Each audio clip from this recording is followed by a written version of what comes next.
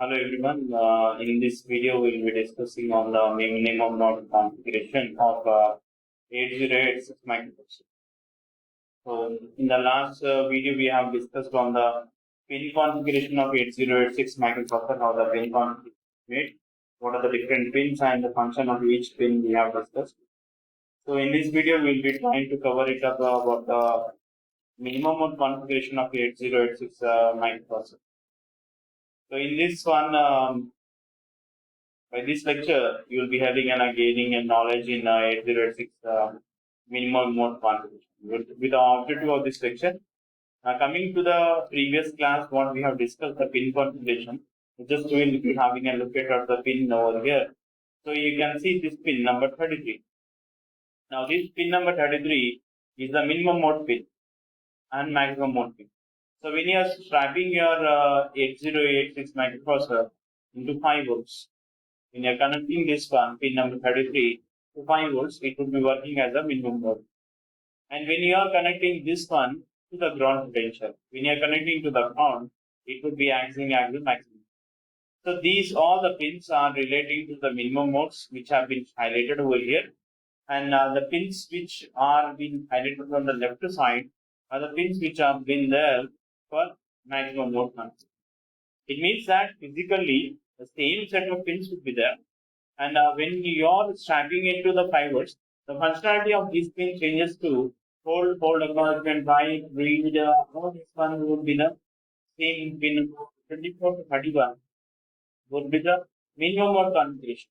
It would be called by these names. When you are starting the pin number 33 to 0 volts, this would be called as this pins. So we are taking into consideration of the minimum configuration. So when we are considering right now as this pin is being connected to VCC.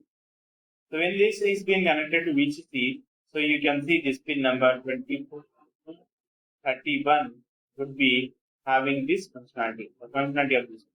The other functionalities we have been already discussed. Just we'll be having a look at it about these functionalities. First comes already, and we have discussed on to this one. Once again, I'm telling you, this is about the DMA operation. So this relates to DMA operations. If the 8086 microprocessor want to hold the system buses, it would be sending and hold signal to your 8086 microprocessor. So once system buses are free, and 8086 microprocessor in return sends an acknowledgement signal. It would be sending out the acknowledgement signal. Any peripheral asking for this one, it would be sending an signal to the only system buses. It would be an input to this one. Sorry. And once we 8086 is able to access data, it would be sending an acknowledgement in the form of. So this is overall here, which would be carried out for the 8086 microprocessor.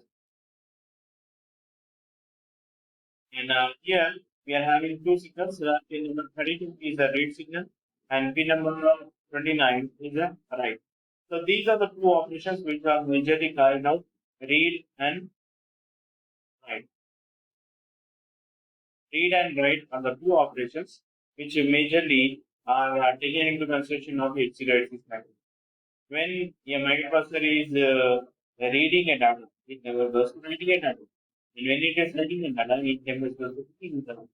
So this is the contradictory part, and both are active low inputs.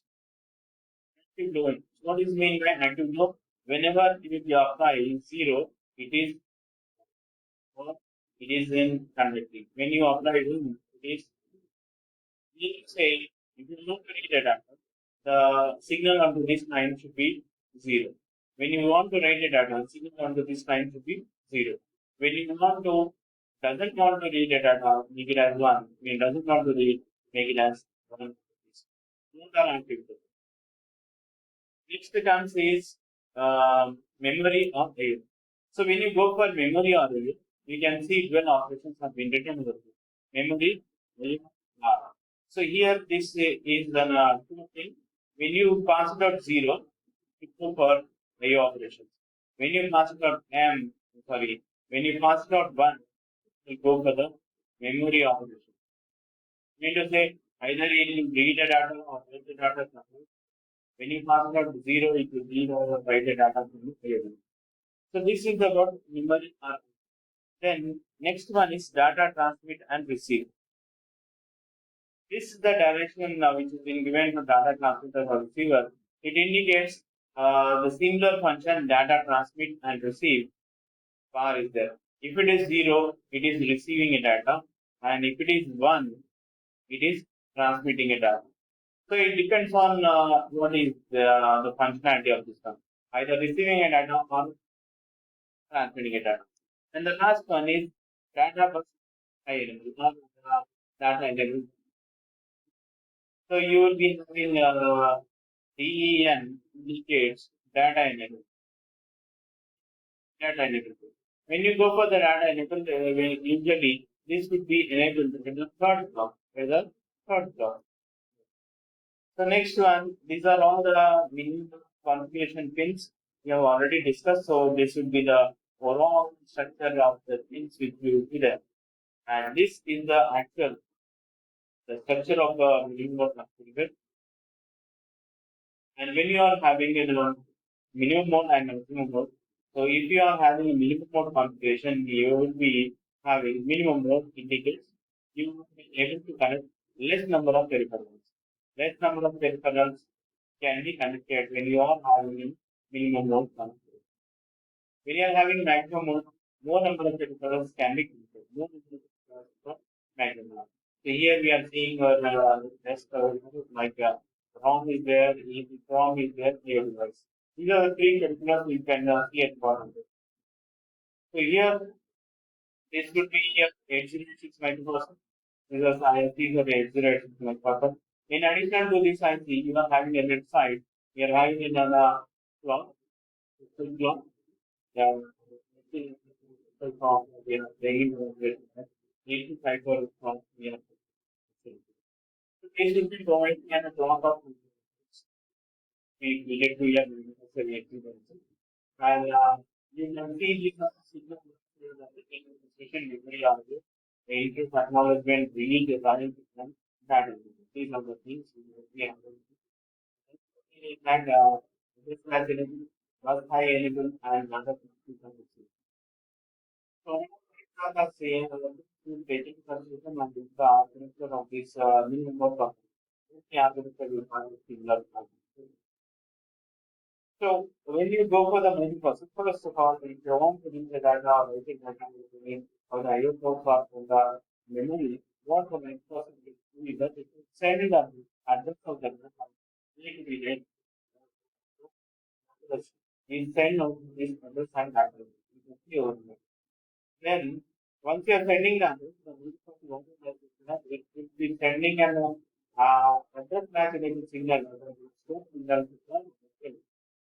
And here we are seeing three local numbers are to be required for each relative. While each local line will be equal to 8 numbers. And it will be storing an information of 8 bits. So, two of the lines, 16 bit, and three is 24. Out of these 24, four are unused. So, 20 bits are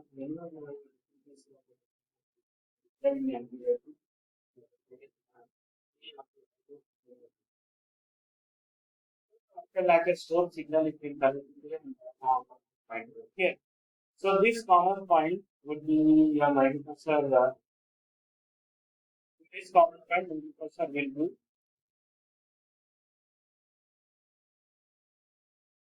Up to this common point, it is being connected to the address matching signal. So microprocessor what it does is that it sends a signal to this one. The clock of the address is being triggered and it will take the address. And this address is being stored into this matches and immediately it will come out of the address and it will be connected to the address bus which is being connected somehow address and it will come out. And it flows to all the devices which are connected over here. So wherever the address is being that device is the activated. Similarly, the signals of read and write are maintained. Like if you want to read an app, if you want to read an app, so this is the manual. So here the low would be forwarded to no system. And so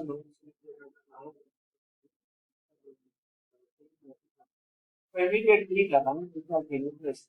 And take the data over here and it will pass it over to the data bus. Again, same data bus will be connected to the transit period. And it will be waiting at the gate of the transit period. So the next moment, one of the end of the address. Immediately, what it will do is that it will give a signal giving a direction to the transceiver like the data receive. Then immediately, data receive. It will connect the entity it's connected to your 8 minutes and it will that. In this way, at the first instant, multiprocessor will be sending the address latch and everything to be made safe. The next instant, it will be the all the critical and the read and operations given to them. Waiting time it will be sending out the data, for example, for the read operation. So it will send out the address to the address and it will be written at the receivers. Once it gets the direction, it will put the airline feed into the network. This is the minimum configuration example. So mostly by this one, I think you have been clearly understood about how the minimum configuration would be configured and it would be run. Thank you for watching this video. Okay.